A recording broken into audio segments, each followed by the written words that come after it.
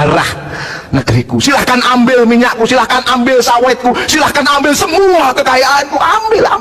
This is your opportunity, my uncle. Tawarkan semuanya. Saya nggak bilang yang ada di gambar saja.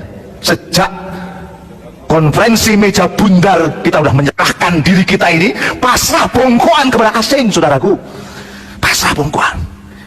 Lanjut 67, habis semua. Lanjut berikutnya, semakin habis. Inilah dunia kita hari ini. Dan muncullah kelompok seperti ini. Pemerintah melayani oligark. Apa sih oligark itu, Pak Agung? Segelintir kalangan yang memiliki material power, memiliki kekayaan besar, dan mereka menguasai sumber daya tadi. Pemerintah melayani mereka, sedangkan rakyat gimana? Melongo.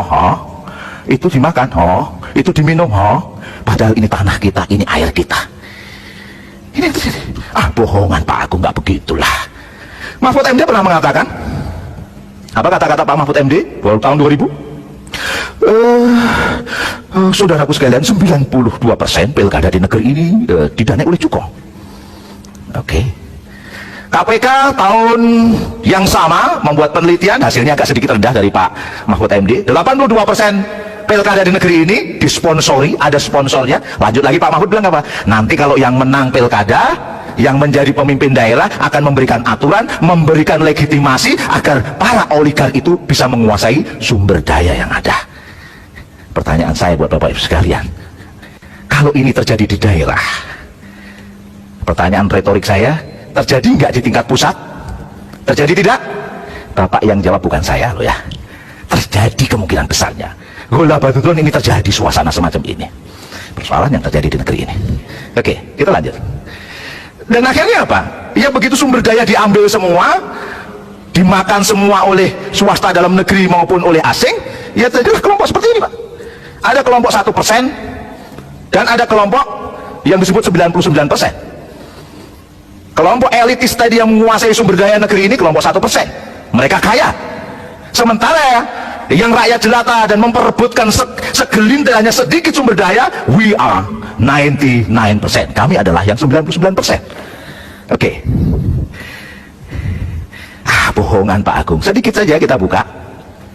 Gini rasio Indonesia tahun 2016, 0,316. Itu angka yang sangat mengerikan sebenarnya. Kalau kita lebih lanjut lagi, mungkin dengan daftar kemiskinan gaya World Bank, $2 per hari bisa lebih banyak lagi. Tidak hanya 0,316, lebih dari itu, mungkin bisa 0,5. 0,5 itu dari skala 1 kira-kira 50%-nya itu masalah. Kalau kita bicara lahan, indeks rasio kepemilikan lahan kita itu 0,72. Maknanya apa Pak Agung? 1% orang itu menguasai 72% lahan. Ngeri tidak? Ngeri tidak Bapak Ibu? Yang di sono, yang dilewat online, ngeri tidak? Ngeri. Nah itu udah sama tuh. Oke. Ya. Luar biasa Pak ini. Kalau kita baca demikian adanya kelompok 1% itu. Aku mau ngomong apa kira-kira sekarang ini? Dan kenyataan ini. Mau ngomongin IKN, kita buka saja lah calon ibu kota negara yang baru. Milik ini milik negara, HGU milik negara. Konsesinya punya siapa? 56 elit politik, elit ekonomi yang ada di negeri ini. Buka saja faktanya, buka datanya. Nggak perlu disebutkan di forum ini, tapi nama-namanya ya, lain waktu. Jelas, clear. Mereka lah oligark itu, mereka 1% itu yang menguasai sumber daya. Terakhir yang paling menarik lagi, masa pandemi. Masa pandemi itu biasanya pekerjaan susah nggak? Susah.